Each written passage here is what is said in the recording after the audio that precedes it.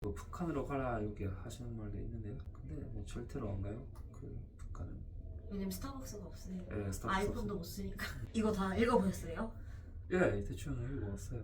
일단 제일 사람들이 궁금해하는 게 왜 예. 한국 정부는 저렇게 그 북한에서 이런 학교를 만들 동안에 한국 정부는 뭘 했어? 한국 측은 막 재정적인 여유가 없는 시대였기 때문에 그래도 좀 제일 교포들에 대한 지원이 좀 어려운 상황이었다라고 저는 그런 걸로 알고 있어요. 근데 북한에는 그나마 그 재정적으로 아직 뭐 여유가 있었기 때문에 지원을 할 수 있었다. 왜냐면 그때 지리적으로 봤을 때 남측은 그 공장이 많이 없었어요. 맞아요. 네. 그렇죠? 관복 이후에 북한이 현재 남아 있었던 공장을 활용을 해서도 뭐 소련이나 중국의 지원을 받아가면서 이렇게 조금 잘 살았대요. 그럴 금전적인 여유가 있었기 때문에 지원을 할 수 있었다. 그때가 예. 한 70년대까지죠. 그쵸. 예. 80년대 지나면서 북한도 어려워졌어. 맞습니다. 네, 맞아요. 아이러니하게도 북한이 있었기 때문에 제일교포의 일본의 사회적 지위가 향상됐다 이런 부분도 있는 거예요. 그래서 버릴 수가 없다. 네. 경상남도나 아니면 제주도나 약간 이렇게 바닷가 쪽 출신 분들이 많다고 하는데 예. 북한은 지리적으로 그분들이랑 약간 링크가 없잖아요. 네네네. 근데도 그쵸. 더 감정적으로 가깝게 느끼는 거예요. 아, 그게 맞아요. 줄신은 지역적으로 보면 지금의 남한 줄신이 대부분입니다. 근데 그때는 그냥 지역으로의 남한이 있었을 뿐이지 국가는 없었어요. 아, 그러네요. 예. 그럼 민단이 학교가 많이 없다면서요. 뭐몇 개? 세 개인가 네 개 정도인가? 그래서 어쩔 수 없이 그 한국인으로서의 그런 끈을 놓지 않으려면 예. 한국어 또래 집단을 형성해주려면 초등학교를 보낸다. 근데 그건 됐는데 중고등학교까지는 안 보내도 되지 않나 이 생각을 했거든요. 왜냐면 일본 사회에서 살 거라면. 일단 그 이전에 초등학교는 한국 학교가 아니기 때문에 한국인이라는 말은 없습니다. 한국어라는 말도 없고 거기 있는 거는 어디까지나 제일 교포라는 특별한 아이덴티티를 조선인으로서의 추구하는 사람들이 거기 다 있는 거예요. 그래서 거기서 한국어를 배우고 싶다 아니면 북한 사상을 배우고 싶다라기보다는 제일 교포의 이렇게 역사를 계속 이어가고 싶다라는 마음이 강한 사람들이 거기 들어가는 거예요. 그래서 약간 한국인 아니면 북한 사람하고는 좀 거리가 좀 있겠죠. 그래도 조선연의 산하에 조선 학원이 경영을 하기 때문에 북한의 그 문화 아니면 사상을 벗어날 수 없는 그런 약간 모순된 그 학교죠. 그 약간 제일 교포, 뭐 제일 조선어라고도 표현할 수가 있는데 그런 어중간한 그 제일 교포가 쓰는 우리말 같은 그 우리말의 수준은 굉장히 낮은 편이고 그래도 그 부분에 대해서 문제의식이 별로 없어요. 그거는 왜냐면 언어를 완벽하게 이렇게 배우는 학교가 아니기 때문에 그러니까 제일 교포와 역사를 배우는 학교이기 때문에 에스파 지질에도 국제학교 나왔던데 그리고 강남도 그런 국제학교까지는 아닌데 약간 그런 류의 학교 같은 거 나왔잖아요. 네. 약간 글로벌하게 배우는 네. 미국식 학제를 따르는 혹은 서양식 학제를 따르는 그런 거는 선택지에 없나요? 네, 지금은 요새 들어서 진짜 많이 있어요. 그거는 국제학교, 그 인터내셔널 스쿨 이렇게 가는 사람은 진짜 많이 있었어요. 그러면 영어도 배울 수 있고 한국어도 집에서 쓰고 네, 그러면 일본어도 나가서 배울 수 있고 그쵸. 그 사람 그렇게 선택지는 지금 늘어나고 있고 옛날처럼 뭐 조선학교밖에 없는 거 아니니까. 네. 아니 쟤네들은 일본에서 네. 태어나고 나고 자랐으면은 이게 이상하다는 거를 못 느끼나? 약간 이런 지금은 막 가볍게 생각을 하는 거예요. 그래서 내가 살기 편한 대로 북한은 뭐 우리 옛날 집안을 살려줬다. 그러니까 저 고마운 마음도 있고. 스타벅스 마시면서 조선 역사를 공부하는 게 말이 되냐. 네. 스타벅스가 자본주의의 끝판왕 글로벌 브랜드고 미국 브랜드인데 여기서 반미를 외치고 공산주의를 외치는 역사를 공부하는 게 모순되지 않느냐. 네, 이런 모습이라고 생각을 해요. 옛날에는 그 사상하고 자기의 인생을 이렇게 일치시키면서 이렇게 살아가는 게 제일 교포의 어떻게 보면 제일 교포다운 삶이다 이런 인식도 있었는데 지금 그게 아니라 객관적으로 제일 교포가 어떻게 살아왔는지 아니면 조선년이 거기서 어떤 영향을 미쳤는지 그때 뭐 한국하고 뭐 민단 그리고 조선년의 관계가 어떤 건지를 약간 객관적으로 보면서 이렇게 공부하는 사람들이 지금 막 그런 스타일로 지금 하고 있대요. 아이폰 쓰고 나이키를 입고 있는 거예요? 그쵸. 그러니까 그 모습에 대해서는 다 이해를 하고 있을 것 같아요. 그렇게 바보는 네. 아니라죠. 네. 근데 그 좋은 거는 좋고 그 어떻게 보면 여유가 있는 거예요. 그래서 그렇게까지 옛날은 여유가 없었다고 할까? 그 북한을 믿고 이게 유일한 길이다. 동아줄이니까 아, 네, 맞아요. 차별도 많았기 우리끼리 때문에. 뭉쳐야 한다. 맞아. 근데 요즘은 아니니까 그러니까 뭐 편하게 살면서 북한 공부도 하고 북한의 좋은 부분만 찾으려고 그 노력을 하고 당연히 나쁜 부분도 있는데 그거는 좀 옆에 두고 스트레이트가 눈을 잡고 눈을 잡고 예.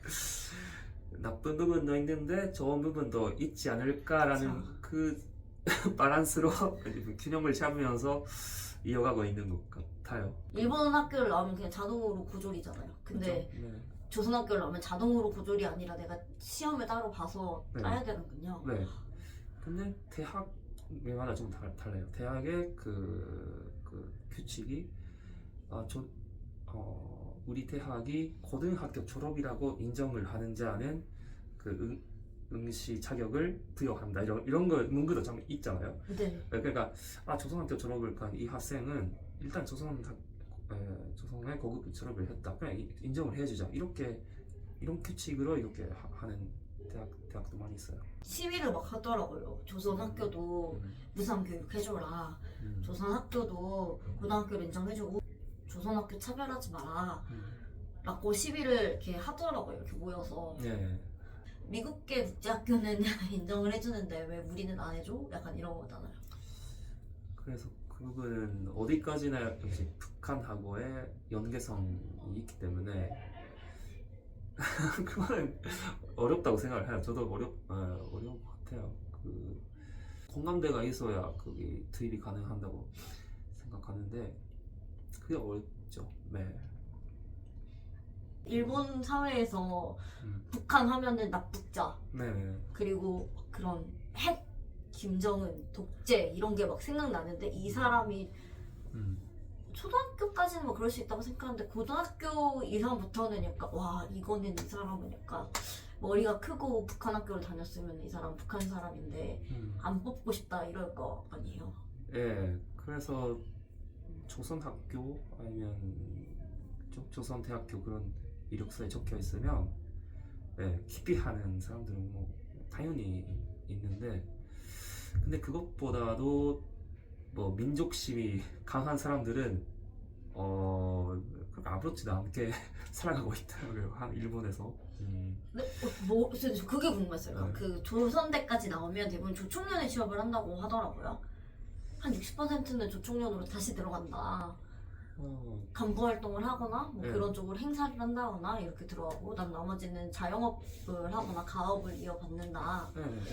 근데 그 정도로 제일교포 사회만으로 굴러갈 만큼의 그 정도 경제 시스템이 있는 거예요, 조총련이? 옛날에 있었는데 지금 많이 무너지고 있어요. 재정적으로 힘든 상황이고 조선 학교를 유지하기 위해서 약간 기부금 같은 것도 많이 모금을 하면서 겨우겨우 이렇게 이어가고 있는 상황이라고 들었습니다. 한국인이 돈을 많이 내면 한국식 학교로 바꿔줄 수 있냐 이런 생각을 하는 사람들도 있더라고요. 그게 그러니까 이 조선학교가 살아남는 논리가 북한이 조선학교를 많이 도와줘서 조선련 학교가 된 거면 그럼 한국이 지금 엄청 부자니까 한국에 뭐 10억 못 해주겠어요? 한국에 뭐 100억을 했어.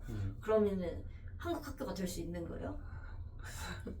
그냥 역사가 있기 때문에 그 역사를 뒤집어내는 정도의 금액이 나오면 그럴 수 있는데 기본 좀 어려웠죠 그거는. 사실 뭐 여행 가고 싶어서 나 한국 사람 사는 게 더 편해서 바꿨어 라고 얘기하면 약간 지탄을 받는 분위기인가요? 자기 부모님의 뭔가 그 의향이라든가 그런 걸 신경 쓰면서 이렇게 살아가는 사람들도 많고, 자기가 배신해버렸다라는 죄책감도 느끼는 사람도 여전히 있을 것 같아요. 참 요즘 같은 시대에 집 팔자 지가 꼬내라 이런 댓글이 있더라고요. 예, 그죠. 그 있어요. 그 부모님 그 아니면 할아버지 할머니의 그런 개인적으로 그런 이야기를 들은 사람들도 괜히 많이 있어서 3세까지는 약간 북한을 버릴 수 없는 사람들이 어느 정도 일정한 숫자가 있어요. 근데 4세, 5세, 6세까지 이렇게 시대가 내려가면 뭐 시간이 해결을 해준다고 생각합니다. 그럼 저 사람들은 북한이 주도하는 통일을 바라는 건가? 나만의 흡수 통일 되길 바라진 않는 것 같은데. 그러니까 통일 문제 그것도 아마 관심이 없을걸요, 그렇게. 근데 아무래도 한국에 살고 있으면 색깔이라는 건 중요하잖아요. 북인지 남한인지 친북인지 아니면 자본주의인지 공산주의인지 그런- 친미인지 반미인지. 그쵸. 그러니까 그 한국의 그 이 한 대립적인 관점에서 제일 교포를 보면 진짜 모순된 그런 그 사람으로서 이렇게 느낄 거예요. 일본에서 태어나고 일본 그쪽을 가지고 일본어를 하고, 근데 한국인도 뭐 한국 그쪽을 가지면서 한국에서 아니면 한국인 많이 사귀면서 이렇게 일관성 있잖아요. 네. 근데 언어랑 역사나 핏줄이나 그런 섞여버리면 약간 그런 일관성 가진 사람들부터 보면 약간 이질적으로 보이거든요. 그래서 그 부분은 본인들은 이런 섞여가면서 비일관성이 본인의 아이덴티티인데, 일관성 있는 사람부터 보면 이게 이질적이고, 그러니까 우리가 이 뭔가 비일관성을 가지고 있는 사람들 볼 때 정상인지 비정상인지 판단하기가 어려운 거죠. 어떻게 보면 정상이기도 해요. 여기 섞어가면서 그 안에서는 정상인 거죠. 제일교포의 역사가 이렇게 아직 사라지지 않고 계속되어 있는 것도 고집이 세기 때문에 어떻게 보면 나를 좀 이해를 해달라 그런 마음이 강해서 나를 알아봐달라. 그래서 살아남고 있다. 그리고 그 물어볼 게 있는데 조선 제일교포가 대부분 빠칭코에서 많이 하나요? 식당이랑 빠칭코인가요? 주로 수입원이? 지금은 옛날에는 파친코를 많이 했어요. 즉 파친코의 80% 이상, 90% 가까이가 제일교포들이 하는 그 주된 산업이었는데, 파친코 산업이 지금 조금씩 줄어들고 있고, 일본 정부도 그걸 없애려고 하는 방향이니까. 그 일본 내 제일교포분들이 뭐 그런 고깃집이나 뭐 이런 걸 많이 하시잖아요. 저 오사카 쪽에 많이 있죠. 오사카 쪽, 간사이 쪽에 아무래도 거기는 제일교포 사이가 워낙 크니까. 예. 근데 도쿄나 뭐 다른데 도시, 준도시 이상 가면 지금 일반적인 그 기업에서 취업을 해서 일본인처럼 이렇게 회사 다니는 사람들이 대부분입니다. 아무래도 성인이 되고서까지 자기가 사회생활을 할 때까지 그 조선 국적을 유지하는 사람들은 아무래도 조금 더 성격이 세다? 고집이 있다? 편견이 아니라 당사자로서 그렇게 생각해요. 저도 당사자이니까. 자기 주장이 장난 아니겠다. 그리고 사회생활을 하다 보면 정치 이야기, 사회 이야기라든가 그런 거 하게 되면 마냥 거기에 좀 민감한 사람들이 있기 때문에. 그쵸. 만약에 다 같이 밥 먹는데 TV에 김정은이 나왔는데 저 새끼 진짜 언제 뒤지나 이렇게 얘기하는데 갑자기 예, 그렇죠. 갑자기 그런 얘기 하시면 안 됩니다. 진짜 자기를 북한 사람이라고 생각하는 사람도 별로 없고 제일 교포라고 생각하는 사람도 있어요. 이 한국 사람들 화내는 포인트는 너네 북한 사람인데 그럼 북한으로 돌아가 이러는데 이 사람들은 자기가 북한 사람 생각하지 않고 나는 자이니치라는 나만의 정치성이 있다. 나는 북한 사람도 한국 사람도 아니고 나는 자이니치야. 북한을 지지하는 자이니치야 이렇게 생각을 하고 계시는 분들이 너무 많이 있어요. 그래서 대사관도 없고 국교도 없으니까. 그러니까 존재하지 않는 나라군요, 북한은 일본에서. 네, 맞아요. 한국에서 북한 국교가 없듯이 일본에서 북한 그쪽이 아예 국교가 단절됐으니까 네, 만들 네. 수 없는군요. 없어요. 네. 근데 북한 그쪽은 없어요. 아예 북한 그쪽하고 조선 그쪽은 다르기 때문에. 다르죠. 네. 북한도 남한도 아닌 그 일본 식민지 시대 그때 조선반도 한반도에서 온 사람들 기호적인 그쪽 조선 그쪽이라는 것 그거는 있는데 북한 그쪽은 없어요. 근데 저 진짜 궁금한 게 그럼 조총련 활동가가 됐어요. 그럼 뭐 해요? 그분들도 뭔가 직업이잖아요. 그게 그럼 뭐 하는 거예요? 그분들은 무슨 업무를 하죠? 학교를 유지하기 위한 여러 가지 그 모금 활동이라든가 아니면 법률적으로 그런 활동을 하는 사람들도 있고 아니면 조선이 그 제일 교포들의 자영업자들의 그 뭔가 조직이 있어요. 네. 그 상공회 제일 조선인 상공회 같은 것도 있는데 그거를 조직을 해서 서로 비즈니스 쪽에서 그 정보 교환을 하고 큰 비즈니스를 같이 벌려고 하는 그런 이 사람들도 협회군요. 상인 협회 같은. 있어요. 예. 아, 그걸 조직을 하는 사람, 예. 그 관리를 하는 사람도 있고 또는 은행 그 지금은 이어라는 은행인데 그 북한계은행이에요. 그 은행의 은행원 되는 사람도 있고. 그럼 그 은행은 대북 제재를 안 받나요? 북한이? 그거는 안 받아요. 그거는 일본의 법률에 따라서 이렇게 운영되어 있기 때문에 그거는 안 받아요. 네. 일본이 진짜 어떤 면에서는 되게 열려 있네요. 또. 그 사람들도 뭐 평범한 사람이에요. 잘 웃고 미소 짓고 이야기도 잘하고 표현할 때도 이렇게 말을 고르면서 잘. 이념이 달라도 친구가 될 수 있네요. 그죠. 그 다큐를 봤을 때 취지는 이 조선학교가 미래에 통일된 모습을 미리 체험해볼 수 있는 체험관 같은 존재다라는 식으로 방송이 마무리가 됐거든요. 그래서 엄청나게 욕을 많이 엄청난 수신료로 하는 짓이냐 정신 차려라. 그거는 좀 무리가 있겠죠. 그거는 약간 북한계 학교니까. 근데 고려인들은 북한이나 남한이나 이런 게 별로 없잖아요. 그냥 고려인이잖아요. 왜 유독 자이니시만 이런 게 있을까요? 제일교포는 태어나면서도 국적이 다르니까 태어난 순간 일본인이 아니다라는 정체성을 가지면서 태어나기 때문에 그러면 우리는 어떤 사람이지라고 생각을 했을 때 그때 애초에 디폴트 값이 러시아면 러시아고 무슨 스탄이면 스탄 이거랑 다르게 일본에서는 내가 선택할 수 있는 여지가 있으니까 더. 예, 맞아요. 한국에 오고 싶다라든가 북한 사람이 진짜로 되고 싶다라든가 그런 생각은 없을 것 같아요. 제일교포는. 한국 사람은 당연히 제일교포는 북한을 잘 모를 것이고 북한을 가본 적도 없고 갈 수 없다고 생각을 할 텐데 충분히 주변에 갔다 온 사람도 많고 가려면 자기가 언제든 갈 수 있다. 그렇게 아예 현실을 모르진 않는다는 거죠. 네. 그래서 한 달, 두 달 있었던 사람도 있고.